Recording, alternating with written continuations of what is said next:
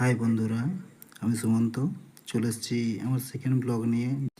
তো একটু লেট হয়ে গেল আপলোড করতে। তো চলে এসেছি, দেখো ঢাক ঢোল বাজছে, এখানে ভক্তরা সব বিশ্রাম করছে সারাদিন রোদ্রে অক্লান্ত পরিশ্রম করে।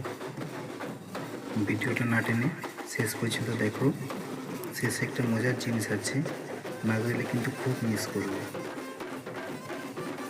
তো আমরা এখন ইনস্টাগ্রামে প্রায় দেখে থাকি আই চ্যালেঞ্জ রিলস, খুব ট্রেন্ডিং চলছে। মানে কে চোখের পলক না পেলে কে কতক্ষণ তাকিয়ে থাকতে হবে একভাবে, সেটাই আছে শেষের ভিডিওতে। একে বলে আমাদের লোকাল ভাষাতে জ্যান্ত বারোয়ারি। তো দুটো মানুষ চোখের পলক না পেলে একভাবে কতক্ষণ তাকিয়ে থাকতে পারবে তোমরা চিন্তাও করতে পারবে না। তো এদিকে দেখো বারোয়ারি আছে, বাট এগুলো জ্যান্ত বারোয়ারি না, এগুলো মাটির পুতুল, মাটি দিয়ে তৈরি করেছে। এগুলো খুব সুন্দর লাগছে দেখতে, দেখো। তো যেটা বলছিলাম, এই যে দেখো একজন পুরুষ একজন মহিলা দুজন বসে আছে, কত বড় অভিনয়।